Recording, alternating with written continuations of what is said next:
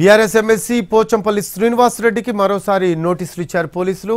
Moinabad form హౌస్లో casino కోళ్ల పందాల కేసులో విచారణ కోసం ఈ నోటీసులు ఇచ్చారు. గతంలో ఇచ్చిన నోటీసులకు లాయర్ ద్వారా రిప్లై ఇచ్చారు పోచంపల్లి శ్రీనివాస్ రెడ్డి.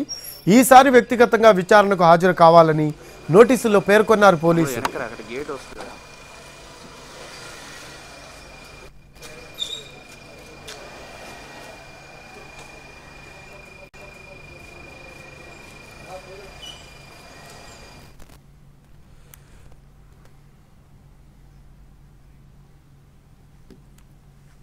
మరో అప్డేట్స్ తెలుసుకుందాం. మా కరెస్పాండెంట్ రాధాకృష్ణ ఉన్నారు లైవ్లో అందుబాటులో.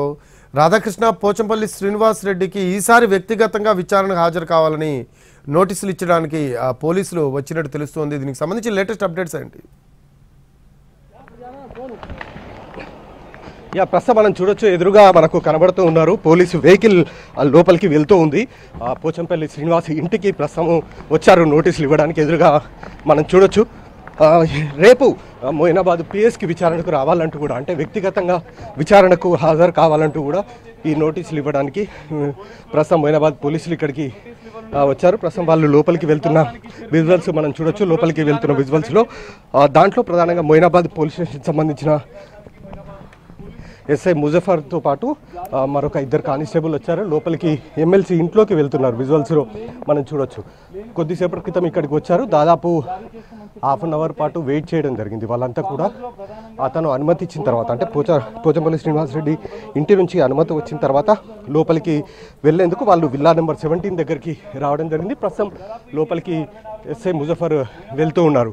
ఇందులో ప్రధానంగా, ఈ నోటీసులో ప్రధానంగా పేర్కొన్నది గేమింగ్ యాక్ట్తో పాటుగా యానిమల్ క్రూయాలిటీ యాక్ట్ 11 ప్రకారం ఈ నోటీసులు జారీ చేస్తున్నారు. ఇందులో రేపు వీళ్ళు విచారణకు హాజరు కావాలంటూ కూడా ఆ నోటీసులో పేర్కొనడం జరుగుతుంది. ఫిబ్రవరి 11వ తేదీన ఆ రోజు రాత్రి వీళ్ళు మొయినాబాద్ పోలీస్ స్టేషన్ పరిధిలోని తోల్కొట్ట గ్రామ పరిధిలో ఉన్న ఫామ్ హౌస్లో వీళ్ళు కోళ్ల పందాలతో పాటు కసినో ఆడారన్న ఆరోపణలు ఉండడం జరిగింది. దానిపైన ఎస్ఓటీ రైడ్ చేసి దాదాపు 64 పైగా కూడా కోళ్ళని స్వాధీనం చేసుకోవడం జరిగింది.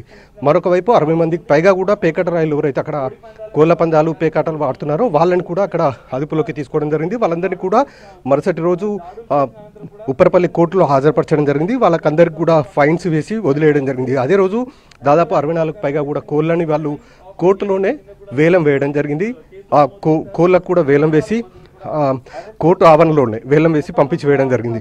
ఆ తర్వాత పోచంపల్లి శ్రీనివాస్కి సంబంధించిన ఈ ఫామ్ హౌస్లో అతన్ని విచారణకు రావాలంటూ కూడా నోటీసులు జారీ చేయడం జరిగింది. ఫిబ్రవరి 12వ తేదీ 4 రోజుల లోపల ఈ ఫామ్ హౌస్కు సంబంధించిన లీజ్ డాక్యుమెంట్స్ ఏవైతే ఉన్నాయో వాటన్నిటిని కూడా మొయినాబాద్ పోలీసులకు హ్యాండ్ ఓవర్ చేయాలంటూ కూడా ఆ నోటీసుల్లో పేర్కొనడం జరిగింది. అప్పుడు ఆ రోజు పోచంపల్లి శ్రీనివాస్ రెడ్డి కాకుండా అతనికి సంబంధించిన లీగల్ కౌన్సిల్, అంటే అడ్వకేట్స్ ఎవరైతే ఉంటారో వాళ్ళు వెళ్ళి ఆ లీజ్ డాక్యుమెంట్స్ అన్నీ కూడా హ్యాండ్ ఓవర్ చేయడం జరిగింది.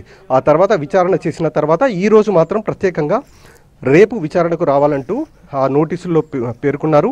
ఆ నోటీసు అందజేయడానికే ప్రస్తుతం మొయినాబాద్ పోలీసులు ఈ పోచంపల్లి శ్రీనివాస్ రెడ్డి ఇంటికి రావడం జరిగింది. ప్రస్తుతం మనం చూస్తున్నాం, ఎదురుగా ఇంకా లోపలికి వెళ్ళలేదు, బయట వెయిట్ చేస్తున్న సిచ్యువేషన్ మనం చూడొచ్చు.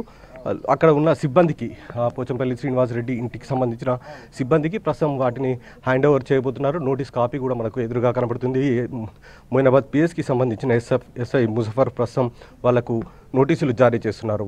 వాళ్ళకి సంబంధించిన సిబ్బందికి పోచారం శ్రీనివాస్ రెడ్డి ఇంట్లో ఎవరైతే ఉన్నారో ఆ సిబ్బందిని బయటికి పిలిచారు. అతనికి ప్రస్తుతం ఈ నోటీస్ కాపీ అందజేస్తున్నారు. దానికి సంబంధించిన ఎవిడెన్స్ ఎదురుగా మనం చూడొచ్చు కూడా, నోటీస్ కాపీకి సంబంధించి.